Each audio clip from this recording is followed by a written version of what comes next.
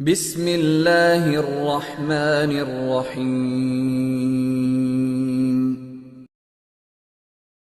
امام اعظم حنیفہ رحمۃ اللہ علیہ کے دور میں ایک شخص سے حاکم وقت ناراض ہوا اور اس نے آرڈر دیا کہ اگر تم میری سلطنت سے آج غروب آفتاب سے پہلے نہ نکلے تو تمہیں قتل کر دیا جائے گا۔ اور وہ بڑا پریشان، اس وقت کے لوگ جب پریشان ہوتے تھے نا تو پھر ان کو امام اعظم رحمۃ اللہ علیہ نظر آتے تھے، تو امام صاحب کی خدمت میں حاضر ہوا کہ حضرت میں پہنچ نہیں سکتا سرحدوں پر، اور آرڈر ہے کہ اگر غروب آفتاب سے پہلے مجھے ملک میں دیکھا گیا تو قتل کر دیا جاؤں گا۔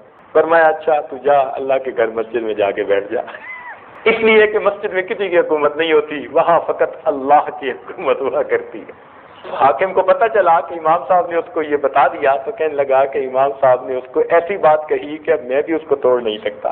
اللہ نے امام صاحب کو ایسی ذہانت دی تھی، سبحان اللہ۔ وقت کا بادشاہ چاہتا تھا کہ ان کو چیف جسٹس بنائے اور وہ بنتے نہیں تھے۔ اس لیے نہیں بنتے تھے، وہ کہتے تھے کہ ہم جو یہ تحقیقی کام کر رہے ہیں نا اس میں رکاوٹ ہوگی، یہ جو چیف جسٹس بننے کا کام ہے، قاضی بننے کا کام ہے، یہ تو کوئی بھی کر سکتا ہے۔ ان کے شاگرد چیف جسٹس بننے کے قابل تھے اور بنے بھی صحیح، تو وہ خود جو ہے اس عہدے پہ جانا پسند نہیں فرماتے تھے۔ حاکم وقت نے غصے میں آ کر کہا کہ اچھا فلاں 3-4 بندے جو ہے نا ان کو گرفتار کر کے پیش کرو، میں دیکھتا ہوں یہ کیسے چیف جسٹس نہیں بنتے۔ چیف جسٹس بنانے کے لیے ان کو گرفتار کروایا جاتا تھا، پولیس سے گرفتار کر لیا۔ اب جب ان کو لے کر چلے تو ان میں ایک تھے امام اعظم ابو حنیفہ رحمۃ اللہ علیہ، ایک تھے سفیان ثوری رحمۃ اللہ علیہ، ایک تھے شعبی رحمۃ اللہ علیہ، اور چوتھے ایک اور کوئی فقیہ تھے۔ اب یہ چاروں جا رہے ہیں پولیس والے لے کر، گرمی کا موسم تھا، ایک جگہ ذرا آرام کرنے بیٹھ گئے۔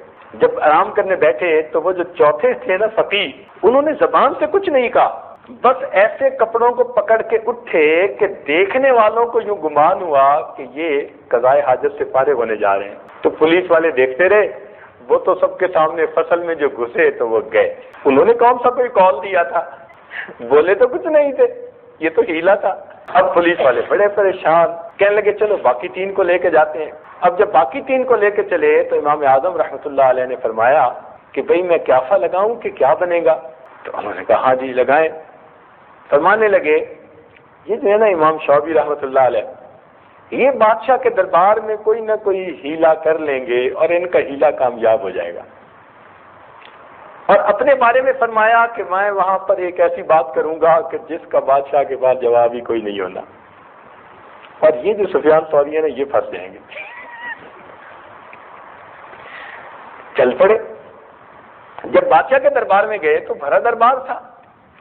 اب امام شعبی رحمۃ اللہ علیہ نے کیا کیا کہ وہاں جاتے ہی بادشاہ سے جا کے مصافحہ کیا، بادشاہ سلامت، کیا حال ہے، آپ ٹھیک ہیں، خیریت ہے، اور آپ کے بیوی بچے ٹھیک ہیں، اور گھر اور محل کے خادم اور خادمائیں سب ٹھیک ہیں، اور آپ کے گھوڑے بھی ٹھیک ہیں، اور آپ کے گدھے بھی ٹھیک ہیں۔ جان بوجھ کے انہوں نے تو جی گھوڑے اور گدھوں کے حال پوچھنے شروع کر دیے۔ اب بادشاہ نے بڑا امبیرس فیل کیا کہ میں چیف جسٹس بنا رہا ہوں اور یہ گدھوں اور گھوڑوں کا حال پوچھ رہے بندہ۔ تو ان کا ہیلا کامیاب رہا، بادشاہ نے کہا ڈسکوالیفائڈ۔ اب باقی رہ گئی بات امام اعظم ابو حنیفہ رحمۃ اللہ علیہ کی۔ اس نے کہا ابو حنیفہ میں آج کے بعد آپ کو چیف جسٹس بناتا ہوں۔ ابو حنیفہ رحمۃ اللہ کھڑے ہوئے، فرمان لگے کہ بادشاہ سلامت میں چیف جسٹس بننے کا اہل نہیں ہوں۔ اس نے کہا نہیں میں جو بنا رہا ہوں۔ اس نے کہا میں بننے کا اہل نہیں ہوں۔ اس نے کہا میں بنا رہا ہوں۔ کہنے لگے دیکھو بادشاہ سلامت 2 صورتیں ہیں، یا تو میں نے سچ بولا ہے یا میں نے جھوٹ بولا ہے، 2 ہی باتیں ہو سکتی ہیں نا۔ تو اگر تو میں نے جھوٹ بولا ہے تو جھوٹا بندہ چیف جسٹس بننے کے قابل نہیں ہوتا، اور اگر میں نے سچ بولا ہے تو میں تو کہہ رہا ہوں کہ میں چیف جسٹس بننے کے اہل نہیں ہوں۔ اب آپ بتائیں میں نے کیا بولا ہے۔ اب اگر بادشاہ کہے کہ آپ نے سچ بولا تو بھی چھوٹتے ہیں، اور کہ آپ نے جھوٹ بولا تو بھی چھوٹتے ہیں۔ کہنے لگا ابو حنیفہ بس تم ہمیشہ دوسرے کو ایسا جواب دیتے ہو، چپ کروا دیتے ہو۔ خیر سفیان ثوری رحمۃ اللہ علیہ کو چیف جسٹس بنا دیا گیا اور وہ بنے رہے۔ اللہ رب العزت نے امام اعظم کو ایسی ذہانت سمجھ دی تھی، سبحان اللہ، عجیب ان کے واقعات ہیں، اور ان کے حاسد بھی بڑے تھے، اتنے حاسد تھے کہ نہ پوچھیے۔ بلکہ ایک مرتبہ تو حاسدین نے امام اعظم رحمۃ اللہ علیہ کے متعلق پلان بنایا کہ چاہتے تھے ان کی پبلک انسلٹ ہو جائے۔ کیا کیا کہ امام صاحب رات کو دیر تک فقہ کے مسائل جو تھے ان میں غور و خوض کرتے رہتے اور پھر واپس آتے۔ انہوں نے کیا کیا کہ جس راستے پہ آتے تھے وہاں کوئی بیوہ عورت رہتی تھی، جوان العمر تھی مگر بیوہ تھی، اس کو لالچ دیا کہ ہم تمہیں اتنے پیسے دیں گے اور امام صاحب رات کو اس وقت واپس لوٹتے ہیں، تو کسی ہیلے بہانے سے ان کو گھر ایک دفعہ بلا لے، باقی ہم انہیں سنبھال لیں گے۔ اب تنگ دستی، فقر و فاقہ ایسی چیز ہے کہ بندہ کفر تک کو قبول کر لیتا ہے۔ اس کو شیطان نے سجا دیا کہ چلو تو بیوہ ہے اور تجھے پیسے مل جائیں گے اور تیری تنگی ختم ہو جائے گی۔ چنانچہ ایک رات امام اعظم رحمۃ اللہ جب جا رہے تھے تو جیسے ہی اس کے گھر کے قریب سے گزرے نا تو عورت تو پہلے سے تیار تھی، اس نے یکدم دروازہ کھولا اور شور مچایا کہ ابو حنیفہ میرا خاوند نہیں، میرے گھر میں میرا کوئی بچہ فوت ہو رہا ہے اور آخری وقت ہے اس کا، خدا کے لیے اس کو کچھ کلمے کی تلقین کر دیجئے۔ اب اس نے کوئی ایسی بات کہی تو ایسے انداز سے کہی کہ امام صاحب یہ ہم سمجھے بھائی گھر بھرا ہے، لوگ موجود ہیں۔ تو امام صاحب جیسے ہی دروازے سے اندر گئے تو وہ لوگ تو پہلے گھر میں چھپے ہوئے تھے، انہوں نے تو امام صاحب کو پکڑ لیا اور کہا کہ ابو حنیفہ رات کے وقت میں جوان عورت کے ساتھ تنہائی میں، چلو جی حاکم وقت کو اطلاع پہنچا دی کہ جی یہ تو بڑے فقیہ بنتے ہیں اور حالت یہ ہے۔ حاکم وقت نے ان کو کہا کہ یہ بڑا کیس ہے، اب میں سو رہا ہوں، صبح دیکھوں گا، تم ایسے کرو کہ ان کو اور اس عورت کو دونوں کو حوالات میں بند کر دو۔ اب پولیس والوں نے دونوں کو گرفتار کے حوالات میں بند کر دیا۔ مخالفین کہنے لگے چلو صبح سے ہی۔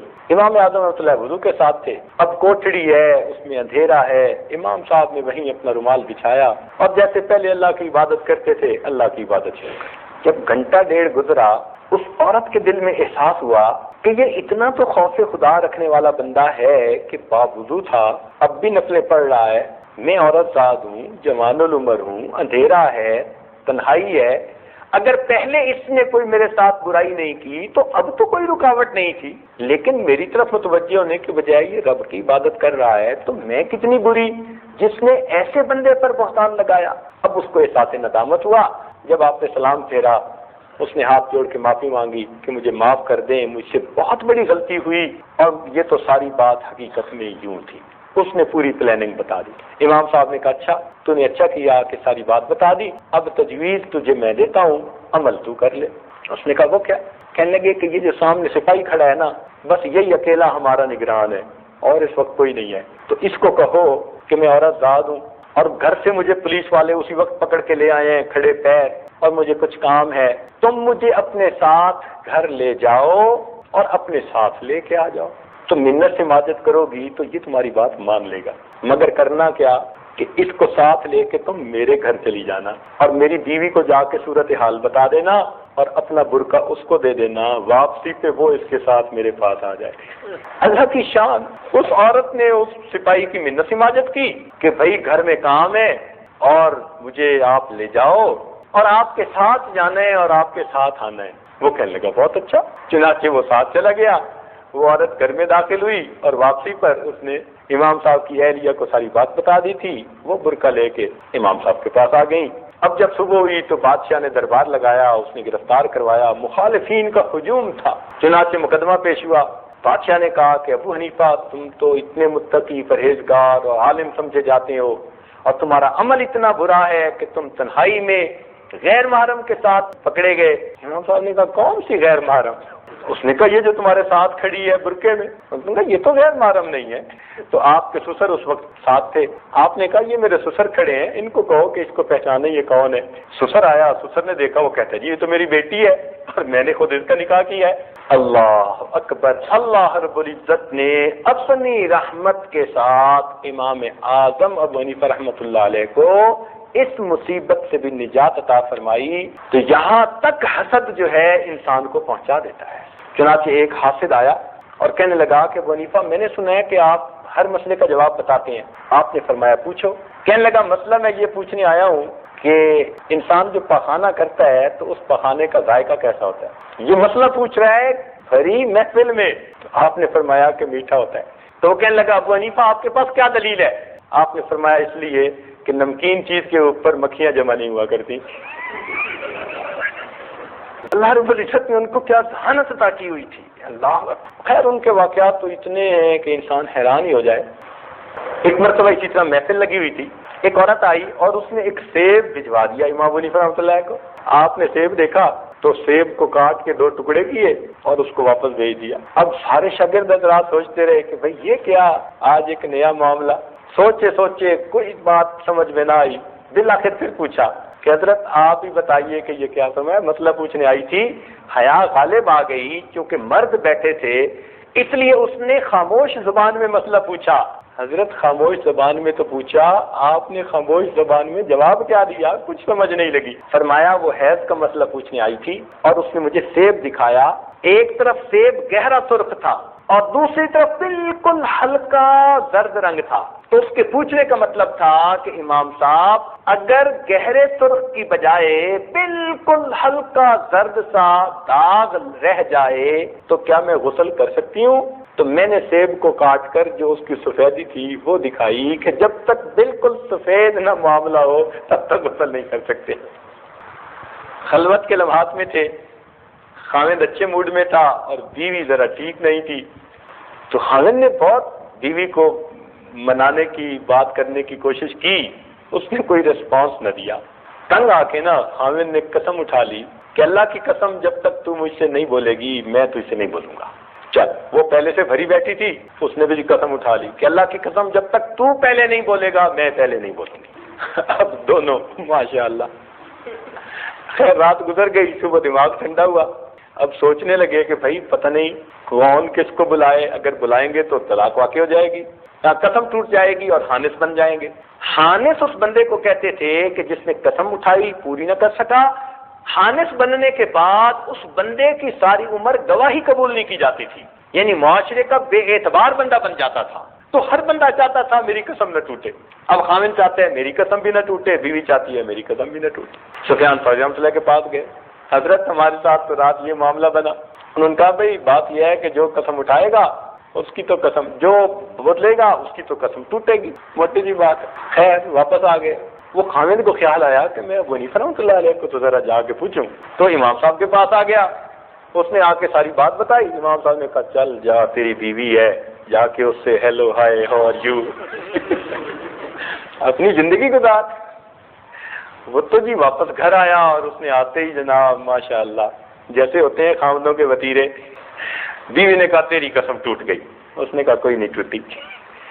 اس نے کہا تو نے مجھ سے کلام کیا ہے, ٹوٹ گئی. اس نے کہا کوئی نہیں ٹوٹی. کہنے لگی چل سفیان ثوری رحمۃ اللہ سے پوچھتے ہیں. کیونکہ علم کا ذوق ہوتا تھا تو بیویاں بھی چاہتی تھیں کہ حرام کے مرتکب نہ ہوں. اب سفیان ثوری کے پاس جب گئے تو انہوں نے کہا کہ ہاں قسم ٹوٹ گئی. انہوں نے کہا جی مجھے تو امام صاحب نے فرمایا ہے تو میں نے تو اس لیے یہ سارا کام کیا, کوئی نہیں ٹوٹی.